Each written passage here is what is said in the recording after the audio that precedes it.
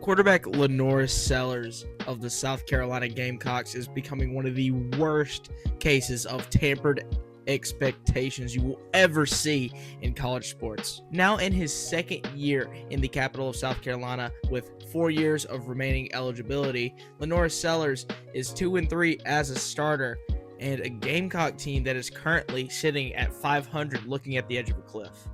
However, with the current Gamecock season looking like it could go either direction, either into a pit or still sky high, as some people in the fan base have pushed their expectations on, I think LaNorris Sellers is still the current and future quarterback that can lead South Carolina to heights that they may have never reached before.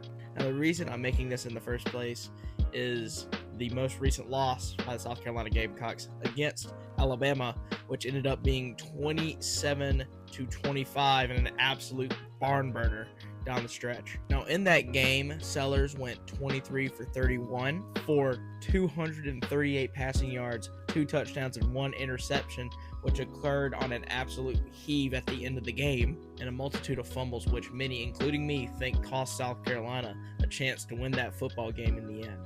On the rushing side, stats don't show the full picture. 16 rushes for 19 yards. Bama was in the backfield all day, getting big losses on sacks. However, Sellers got a multitude of first downs, being able to turn the corner, use his speed, and scramble on third down to get first downs, which ultimately is probably his biggest weapon that he can use right now. Sellers is an absolute speedster who is currently recovering from an ankle injury he had just around a month ago.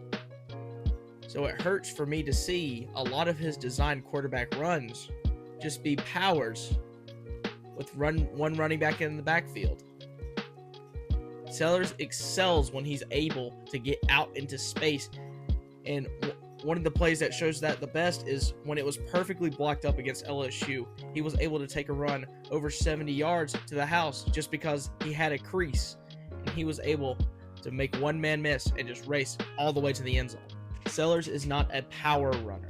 He shouldn't be in the position to be a power runner. However, Dowell Loggins continues to put him in these situations where he is almost forced to put his head down and fight for the first down or fight for extra yardage because he's running into a brick wall that the defensive line is creating across from him. The current Carolina Gamecocks offensive line is not equipped for the quarterback running game that Sellers is built for. And I think there is one comparison that you can do which really shows you how Sellers is as a runner, and that is the veteran Juju McDowell. McDowell excels when running on the outside edges of the offensive line, outside zones, really pitch type plays. He excels in that area, and Sellers does well when he's able to get out into the edge and be able to make moves against corners instead of having to run up the gut or run into the B or even A gaps, just running into an offensive line that is being pounded by defensive linemen and then shooting linebackers. Now, one can argue that this game against the Crimson Tide was arguably Sellers' best and worst game of his career. Though he accounted for 2 touchdowns, he also accounted for 3 total turnovers, 2 of those being fumbles, both of those coming at terrible times in the game. The first fumble was right before the end of the first half. South Carolina had just gotten a safety against Alabama, as Kyle Kennard had just taken down Jalen Milroe to force an intentional grounding call. With South Carolina having the ball in good field position, with some time to drive to potentially take the lead down 9-14 just before half, Sellers, pressured, was being contacted. He attempted to throw the ball. He pulled it back at the last second as he saw he was going to throw it backwards, and then he ended up fumbling anyway as he could not grasp it.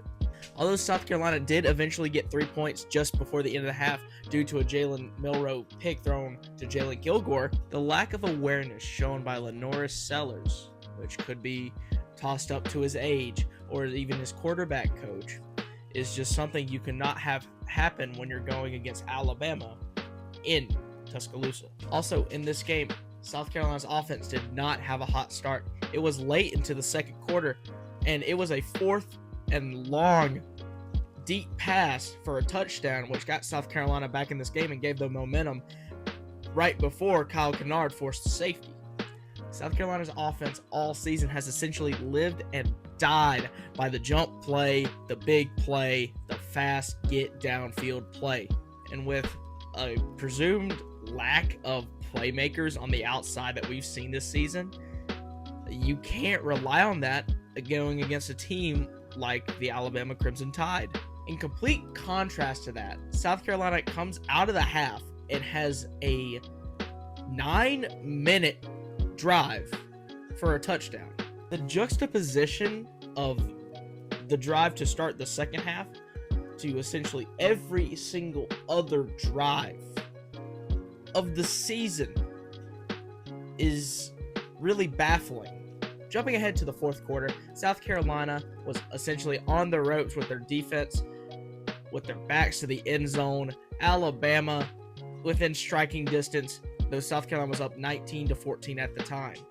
Jalen Milroe would unleash a deep pass that would be intercepted by O'Donnell Fortune, giving South Carolina a touchback, the ball at the 20, and a huge momentum shift at a time where Alabama seemed like they were primed to make a comeback and a victory in that game.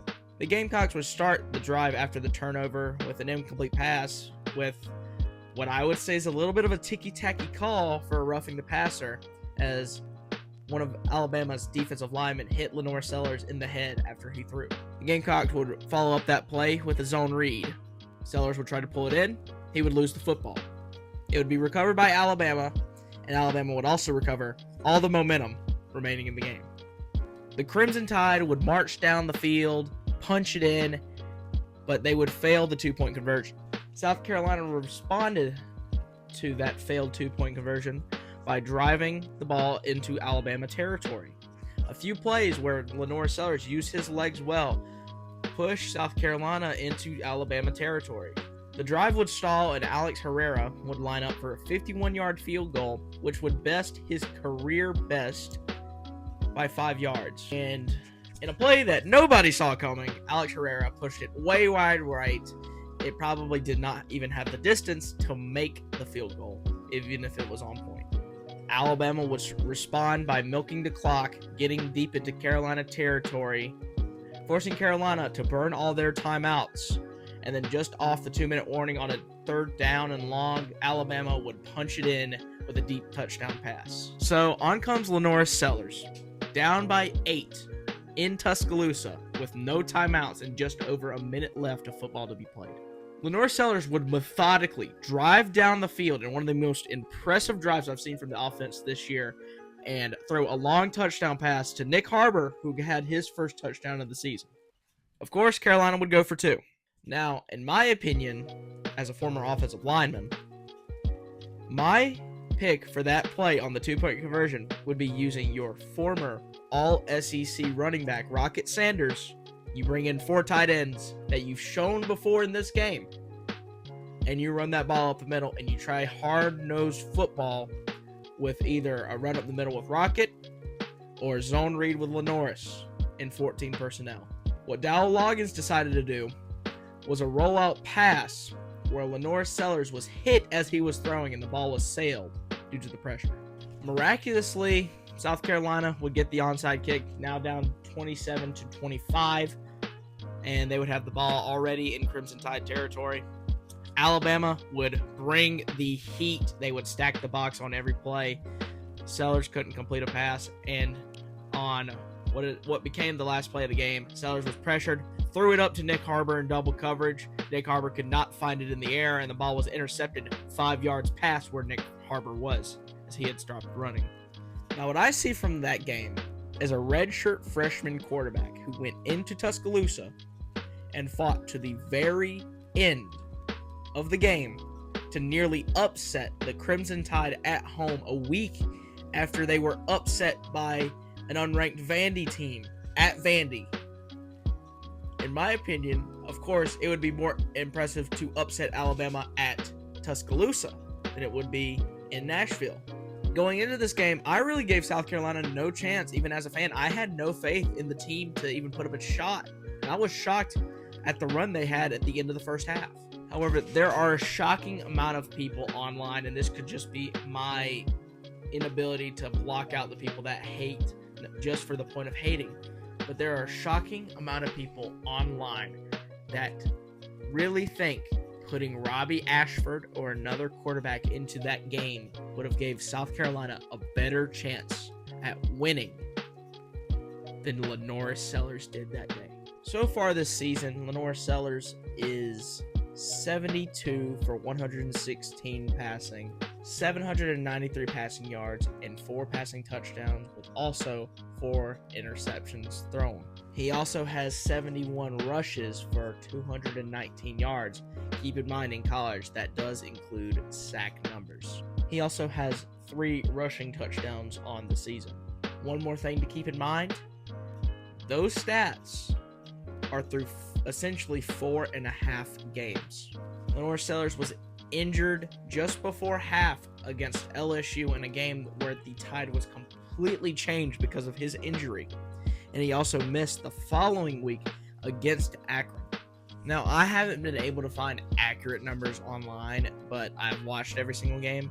I think the amount of fumbles LaNorris has had is probably in the 10 to 15 range, and the majority of those are lost fumbles.